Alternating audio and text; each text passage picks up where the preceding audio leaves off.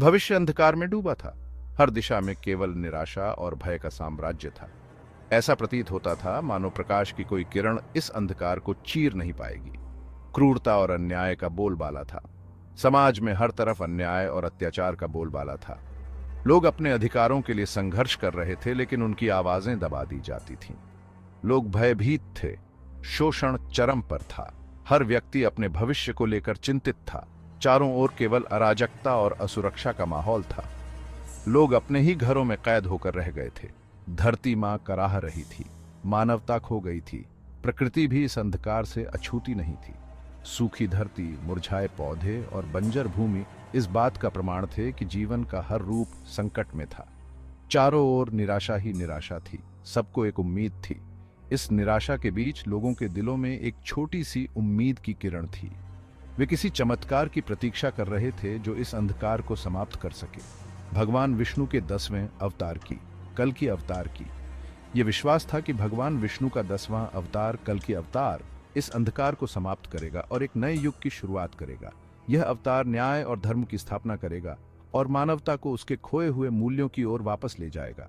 इस विश्वास ने लोगों को जीवित रखा।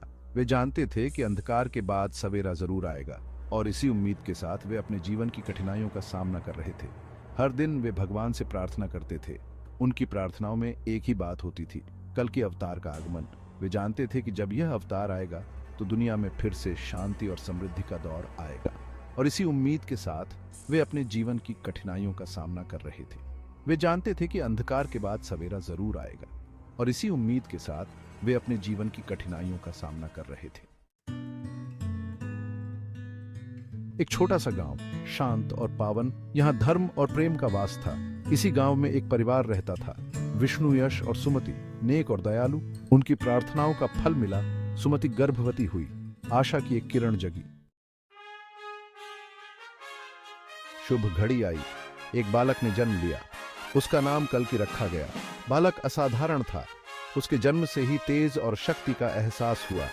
गांव में खुशियां छा गई, मानो नया युग शुरू हो गया हो। कल्कि तेजस्वी और बुद्धिमान थे। उनकी आंखों में एक विशेष चमक थी जो उनके अद्वितीय व्यक्तित्व को दर्शाती थी। वे हमेशा से ही अपने आसपास के लोगों के लिए एक प्रेरणा स्रोत रहे हैं। उनका हृदय करुणा से भरा था। वे दूसरों की मदद करने के लिए हमेशा तत्पर रहते थे, चाहे कोई भी परिस्थिति हो। कल्कि ने कभी भी किसी की मदद करने से पीछे नहीं हटे। बचपन से ही वे अन्याय के खिलाफ आवाज उठाते। उनकी शक्ति अद्भुत थी। वे हमेशा सही के लिए खड़े होते और गलत के खिलाफ लड़ते। उनके इस साहस ने उन्हें अपने साथियों के बीच एक नायक बना दिया था। वे तेज गति से दौड़ सकते थे। उनकी गति और सहन शक्ति ने उन्हें एक उत्कृष्ट एथलीट बना दिया था। वे किसी भी चुनौती को स्वीकार करने के लिए हमेशा तैयार रहते थे। शक्तिशाली हथियार चला सकते थे। उनकी युद्ध कौशल और ताकत ने उन्हें एक महान योद्धा बना दिया था। वे अपने दुश्मनों के सामने कभी नहीं झुके और हमेशा विजयी रहे। जानवरों से बात कर सकते थे। उनकी इस अद्भुत क्षमता ने उन्हें प्रकृति के करीब ला दिया था। वे जानवरों के साथ एक विशेष संबंध साझा करते थे जो उन्हें और भी अद्वितीय बनाता था। मैं अन्याय को सहन नहीं कर सकता। जब भी मैं किसी को पीड़ित देखता हूं, मेरा हृदय तड़प उठता है। मुझे इसके खिलाफ लड़ना होगा। मुझे इसके खिलाफ लड़ना होगा। यह मेरी जिम्मेदारी है कि मैं कमजोरों की रक्षा करूं और अन्याय के खिलाफ खड़ा हूं। मैं अपने कर्तव्यों से कभी पीछे नहीं हटूंगा, चाहे कितनी भी कठिनाइयां क्यों ना आए। बड़ा होते होते कल्कि ने दुनिया का दर्द देखा। उन्होंने शोषण और अत्याचार देखे, गरीबों पर अत्याचार देखा। उनका हृदय द्रवित हो गया। उन्होंने फैसला किया, वे अन्याय के खिलाफ लड़ेंगे, लोगों की रक्षा करेंगे। चारों ओर अफवाह फैल गई। एक दिव्य योद्धा का जन्म हुआ है जो सफेद घोड़े पर सवार होकर आएगा। उसके हाथ में ज्वलंत तलवार होगी। वह दुनिया को बुराई से मुक्त कराएगा। लोग उत्सुकता से उस योद्धा की प्रतीक्षा करने लगे।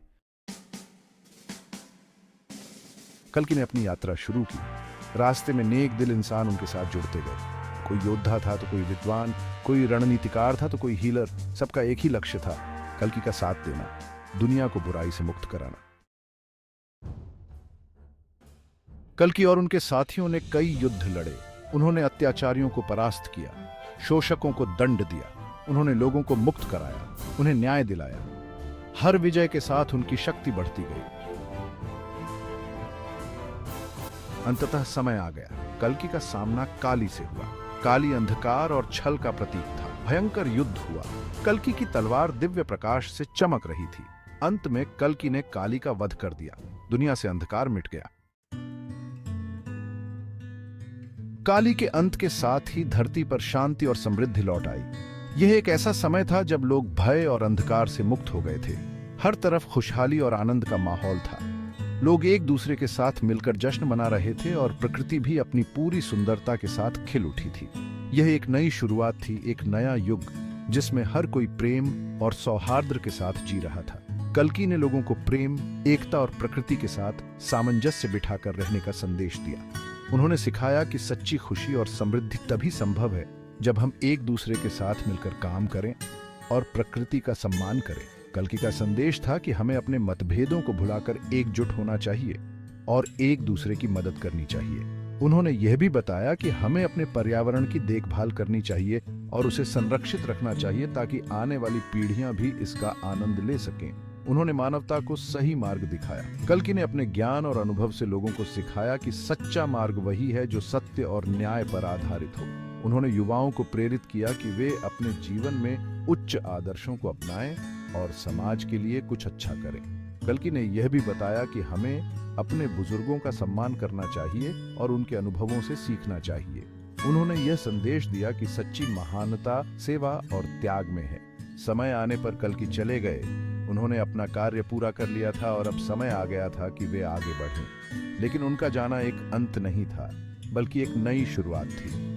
उन्होंने लोगों को आत्मनिर्भर बनाया और उन्हें सिखाया कि वे अपने जीवन में कैसे सही मार्ग पर चल सकते हैं। कल्कि का जाना एक प्रेरणा थी कि हमें अपने जीवन में भी इसी तरह से अपने कर्तव्यों का पालन करना चाहिए और समाज के लिए कुछ अच्छा करना चाहिए। लेकिन उनका संदेश अमर हो गया।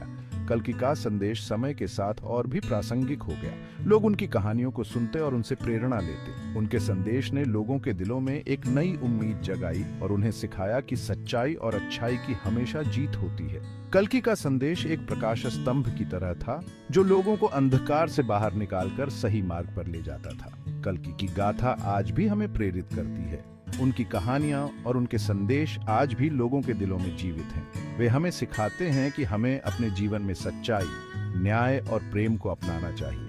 कल्कि की गाथा हमें यह भी सिखाती है कि हमें अपने समाज के लिए कुछ अच्छा करना चाहिए और एक दूसरे की मदद करनी चाहिए। उनकी गाथा हमें यह भी याद दिलाती है कि हमें अपने पर्यावरण की देखभाल करनी चाहिए और उसे संरक्षित रखना चाहिए। वह हमें याद दिलाती है कि बुराई कितनी भी शक्तिशाली क्यों ना हो, अंत में जीत सच्चाई और अच्छाई की ही होती है। कल्कि की गाथा हमें यह सिखाती है कि हमें कभी भी हार नहीं माननी चाहिए और हमेशा सच्चाई और न्याय के लिए लड़ना चाहिए।